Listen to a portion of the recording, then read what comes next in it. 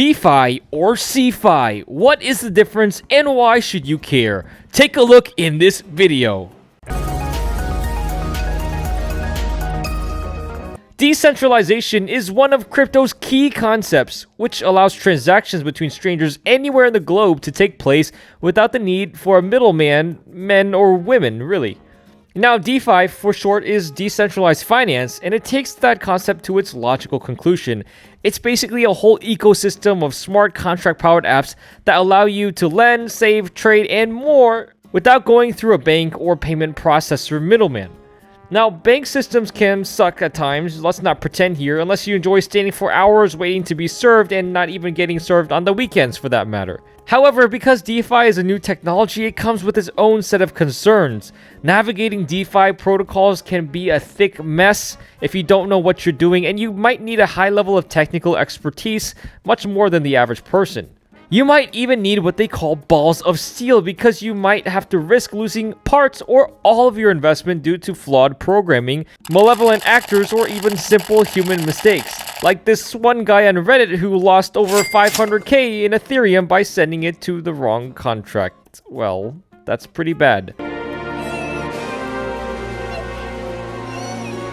Now, if you're a quick thinker like me, you've undoubtedly recognized that CeFi stands for Centralized Finance.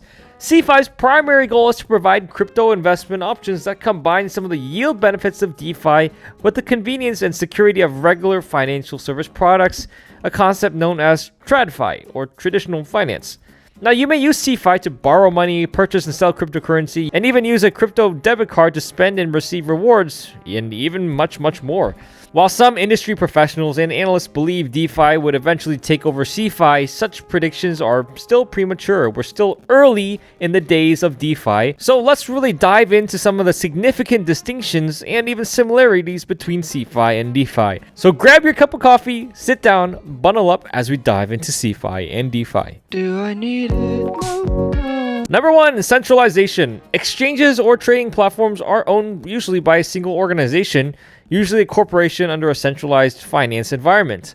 Now, they offer a number of services to make cryptocurrency more accessible to its clients. On the other hand, centralized exchanges are in charge of everything, including onboarding users and establishing ground rules. DeFi apps, on the other hand, seek to decentralize ownership and turn it over to the community. While the application's code is run and maintained by the community, everyone has a say in how it should work. Number 2, permission. Users in Centralized Finance or CeFi must register and comply with KYC standards.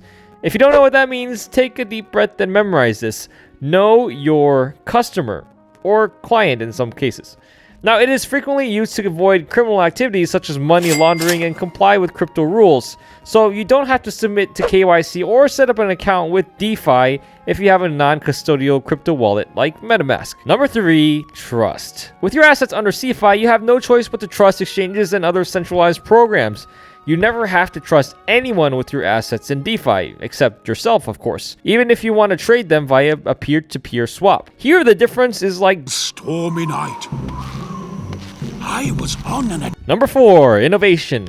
Support for innovation is another promising feature of DeFi in the DeFi versus CeFi argument. Many firms in the DeFi ecosystem are racing to be the first to market with new ideas. DeFi is shown in a good light by attempts to leverage decentralization for improving the existing finance sector, as well as the arrival of new financial services. CeFi, on the other hand, does not stimulate innovation as a result of its centralized approach, while it does not totally absolve it. With the ability to offer incentives to users active in the stages of asset formation and expansion, DeFi also has a better chance of unearthing new assets. Number 5, fiat conversion flexibility. When converting cash to Bitcoin and vice versa, centralized services offer more flexibility than decentralized services. Converting Bitcoin or any other crypto, for that matter, to fiat normally necessitates the use of a centralized institution. Nevertheless, DeFi services do not provide as much flexibility with fiat. Customer onboarding in the CeFi ecosystem is simple and can improve the customer experience, which is a plus for CeFi. Number 6, reliable system. Reliability is almost a basic need for human survival. They say a man who lacks reliability is utterly useless. You're doing this for nothing. But it doesn't stop at humans and now extends to systems. The final comparison between DeFi and CeFi emphasizes the trustworthiness issue. The trust factor in DeFi is determined by the entire process rather than a single system. As a result, consumers can use DeFi to protect their funds from theft or erroneous transfers. Developer audits of DeFi services informed users and interested entities ensure improved support for transaction transparency and monitoring. In comparison to closed CeFi services, DeFi services take a more worldwide approach. If digital platforms can be reliable, is there any reason you shouldn't? Shame on you if you are not. Anyway, back at it. So, between DeFi and CeFi, which is the superior option? Unfortunately, there isn't a straightforward answer. Here, the traders must examine their requirements to determine which aspects are most important to them. For example, if you're concerned about losing control of your money, DeFi should be at the top of the list. Or if you're concerned about actually making a mistake and losing all your money, maybe you should go with CeFi. Transferring funds to intermediary businesses, on the other hand, is a daily action for millions of people who trade stocks. As a result, this should not be a major worry. Decentralized and centralized finance both attempt to attain the same goal in the end, after all. They intend to popularize cryptocurrency trading and increase trading volume. However, the methods used by these two ecosystems to achieve their goals differ in one way or the other. CeFi generally guarantees the safety of funds and the fair trading of such funds. Crypto trading is also available to traditional currency investors, and furthermore, CeFi exchanges offer customer support services that DeFi services simply do not. Now, DeFi, on the other hand, aims to keep the space free of encroachment.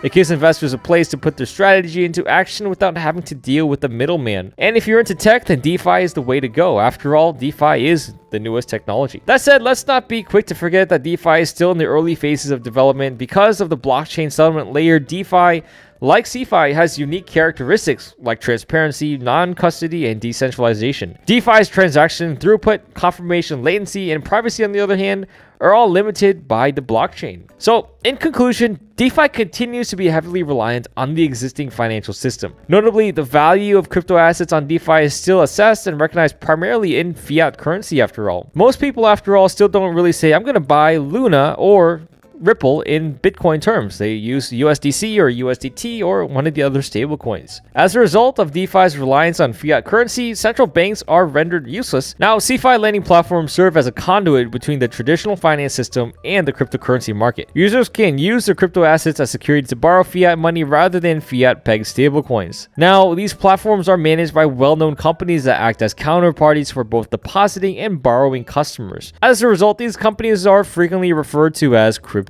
banks. Furthermore, DeFi and CeFi share the same goal: to serve customers with high-quality financial goods and services while simultaneously generating economic growth. To summarize, both DeFi and CeFi have advantages and disadvantages, and there is no straightforward way to integrate the finest features of both systems. So guys, what do you think? Do you think CeFi is the way to go, or is DeFi truly the way to go, and is it going to be here to stay? Leave a comment below. I'd love to know your opinion, and join us on our Telegram group. I'll leave that in the description below. As always, guys, stay safe in the DeFi space and have an amazing day.